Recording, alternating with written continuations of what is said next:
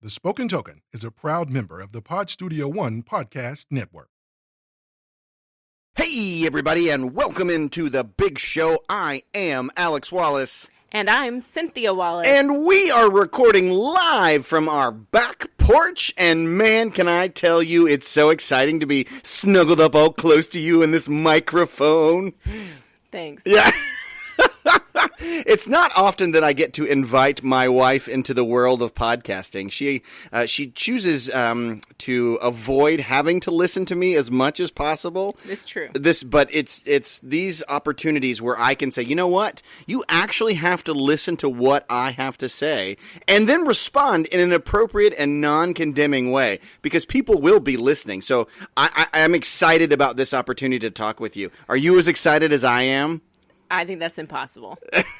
I don't know, maybe. I mean, I don't get excited a lot, but okay. All right, so, hey, this is a special little expansion, as Larry likes to call it. Cythnia and I are going to spend some time talking about our experience painting miniatures. Ooh, I said that really funny. Miniatures. I think I put an extra. Miniatures.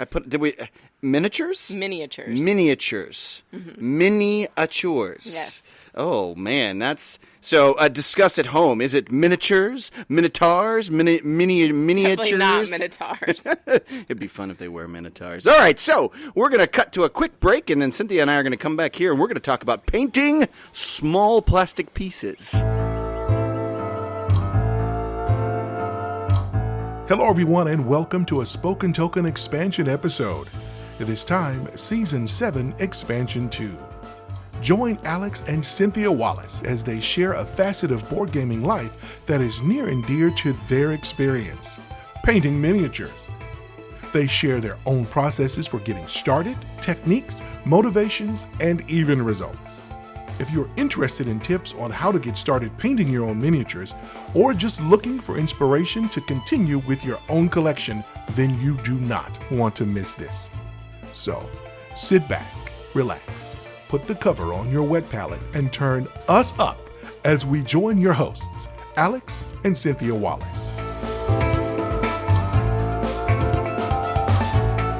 And we're back. Oh, you do that so well. Thank you. Yeah, okay. So, but I usually put a little bit more like, and we're back. So a little bit of like pause. That's not a voice inflection that I want to use. Thank you. Yeah, okay. That's why it's more of just like, not really inflection. It's kind of like how you elongate the words. And we're back. See, that was fantastic. Oh, see, the people love it. They love it. Man, you should be a regular. Actually, don't be a regular because I like the idea of you listening to me at home.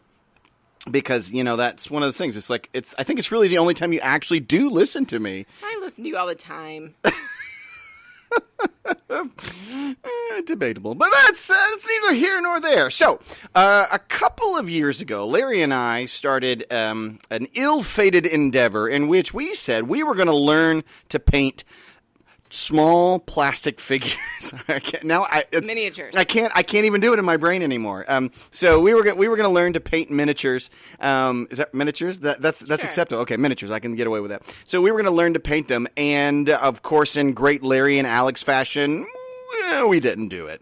And so, but Cythnia and I, we talked for a number of weeks, months, maybe, about the idea of I'd gotten into the Marvel Crisis Protocol, and so the miniatures, there weren't a lot of them, and they were highly detailed, and Cythnia knows the Marvel Cinematic Universe, so we had talked about the possibility of painting that as a kind of just a couples thing, something that we could do together. And so about a month ago, we sort of settled in on how we wanted to tackle that. What we ended up doing is we went with Army Painter and their special type of paint called speed paint. We spent actually a couple of days watching tutorials, researching different things. And so what we want to do is just sort of talk through our process, hopefully maybe give you some insight on what you might need to get started, what it was like for us doing it. For those of you who don't know, my wife is actually a professional artist. And so she had she was a little bit more successful than I was, and actually I think she had a little bit more enjoyment with probably. than I did. But we wanted to kind of just walk you through that process right now, just again to maybe say, hey, it's actually easier than you think. And maybe not as easy as you would hope. But yeah, just wanted to give you our experience. So first and foremost, Cythnia, your overall take of painting small plastic figures, like what do you think about it? Or was it joyful, exciting? What did you like? What didn't you like? I would say, as a sculptor, the most fun part for me was actually assembling the figures. I really like that part the most, the cutting off the sprues and the gluing together. But it was fun to just make them pop and come to life. I think as a whole, the speed paint was much easier than a lot of other methods you could use. And so I think it creates success a lot faster.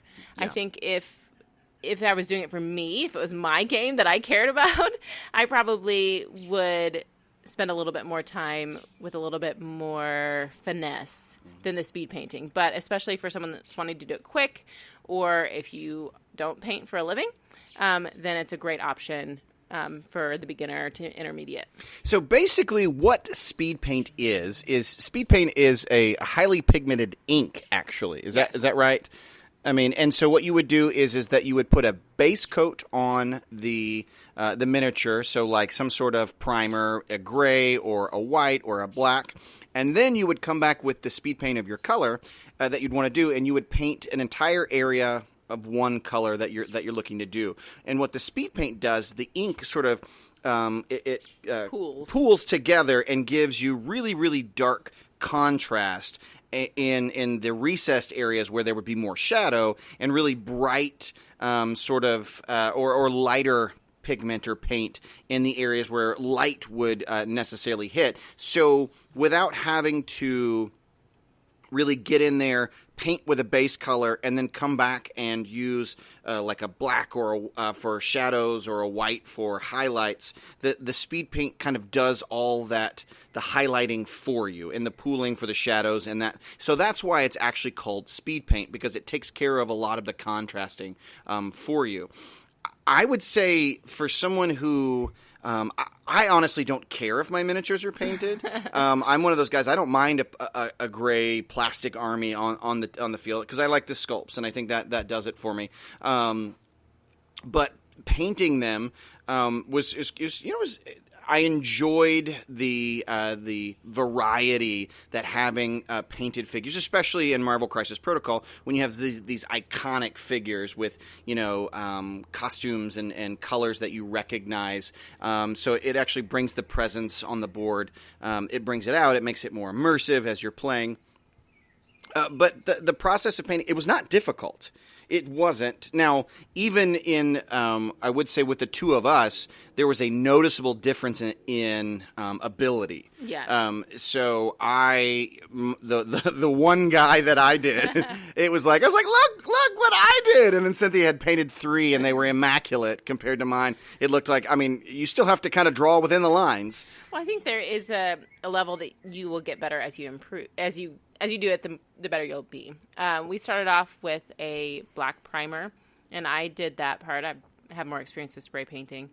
And then we both tried to dry brush the white, and I think... And so let me jump in here really quickly. So from the technical piece of it, so basically what we do is we decided to primer black, and then we used a dry brush technique where we put white on that, and then we dry brush, which is basically you did exactly what it says. You have a dry brush with paint on it, and you kind of dab all over, which allows it builds in highlights and contrast, and so that when the speed paint begins to take hold and then pool and do all that stuff, there's already some brightness in there. And so it just accentuates sort of those highlights and those shadow spots. Mm-hmm. Did I explain that well? Sure. Yeah. Did I cut you off and now you... Do you remember what you were going to say? No. No, it's okay. See, that plain sound, that is actually your thought leaving your brain. I think I was going to say that at first the first ones we didn't dry brush enough, and so there was too much black and not enough of that bright white that allowed the speed paint to really do what it's supposed to do. And so as we practiced and did more, we went back and dry brushed a little bit more white in those areas so that the speed paint could really shine and come through. Well, it wouldn't shine. But again, and most of painting is not just getting color. It's actually getting color and then bringing what would be a light source to your model so it really kind of looks more realistic. I think you could, just get some plain paint and go straight on, but I think there would be a disconnect by looking at it at the table. You're like, oh, it's missing something. So we really appreciated the dry brush. There was a point at which I got a little overzealous with my dry brush, and it just turned into a white figure. I think it was better to go too white than to go too black. Right. So it was all right. But yes, I would say that the things that you did were a medium, like kind of in the middle. So there were still some darkness there for the shadow pieces, the parts, and where I remember doing Killmonger, and it was Black Panther. I mean, and I just went crazy, and I was like, oh, and every little crevice got all the dry brush. And so, but luckily he didn't need his suit is all black, so it didn't need a lot of that contour. But it's interesting though, even with like the black that we used, how even still having some level of white come through made a huge difference. Because, it still represented light hitting a dark suit. I mean, and so I just thought that was kind of cool. And then, now, we also purchased some paintbrushes, but we got those from Hobby Lobby. And so, but you actually had quite a bit of knowledge when it came to what paintbrushes to use or how best, so what did you find was, as far as tools are concerned? So beyond just we got the... I forget it's sort of the medium level speed paint set. It came with like 14 to 16 different colors. Something like that, yeah. And then we ended up having to buy our own primer. And then we bought some brushes. Yeah, we also bought white paint to do the dry brushing. And I think I would have liked to have a few other solid paints just for some of the highlights. The speed paint doesn't give you quite the crispness in some of the areas, so it would have been nice to go back and have like a silver or something like that really stands out. For the brushes, we found that the round brushes work the best. They hold a lot more of the liquid for the speed paint, and so that gave us a much better fill than some of the other shapes of the brushes.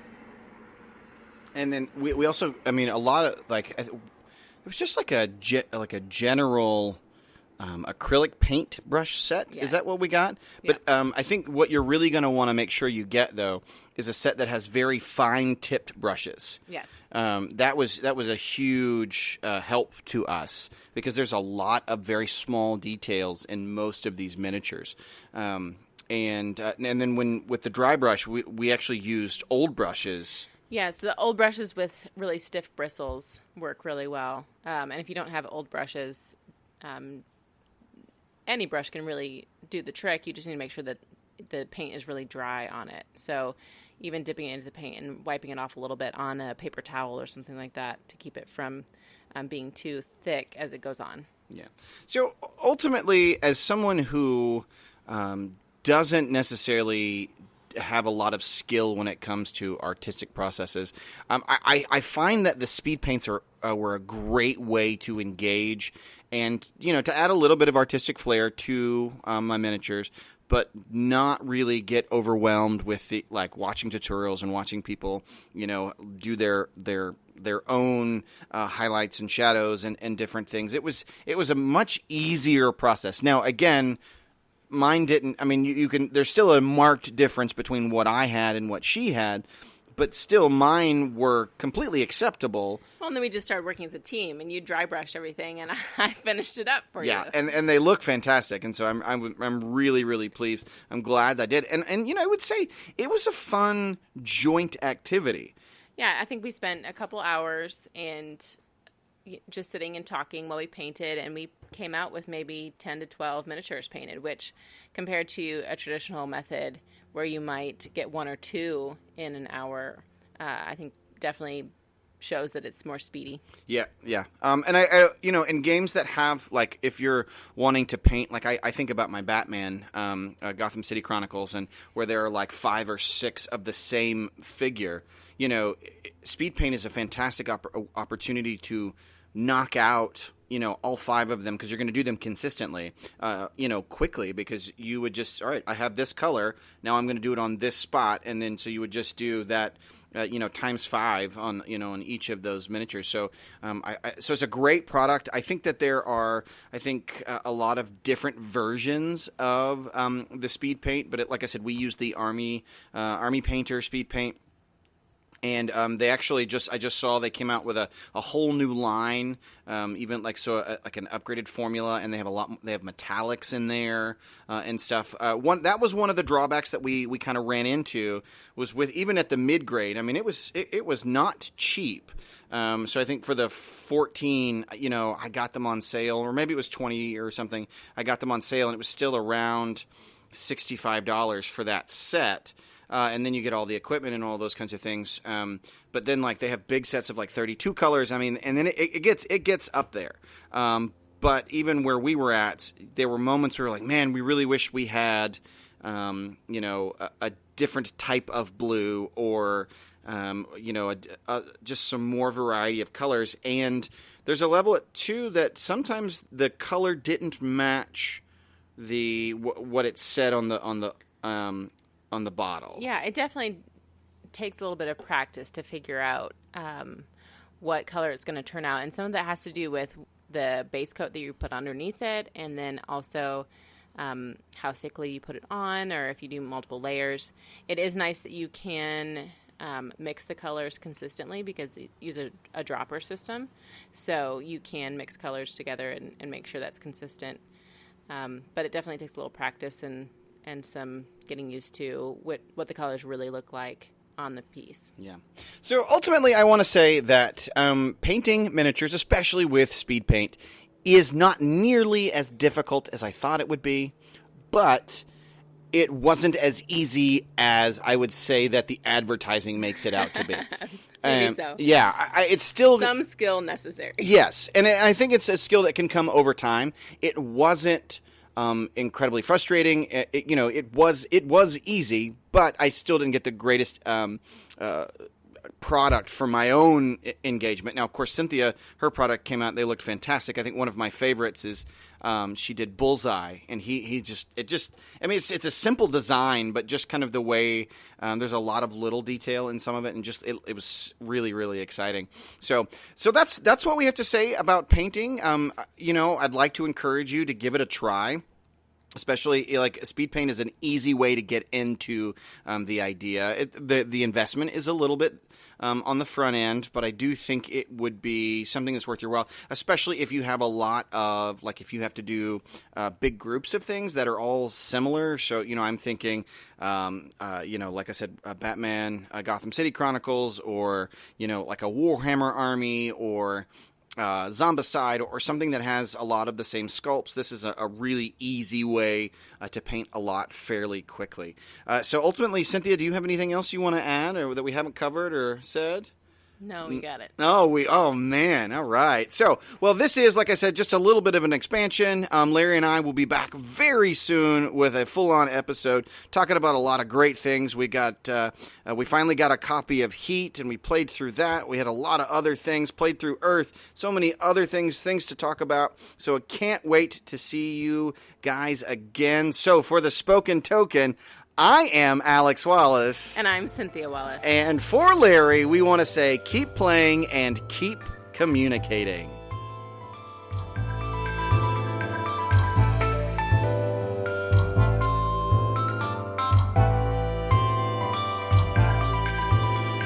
This has been the Spoken Token Podcast. If you would like to interact with us, please find us at Facebook at The Spoken Token, on Instagram at The Spoken Token Podcast, Our Twitter account is @TheSpokenToken. Email is thespokentokenpodcast@gmail.com. And our BGG guild number is 2656. You are listening to a Pod Studio One Podcast Network podcast. Find more great podcasts at www.podstudio1.com.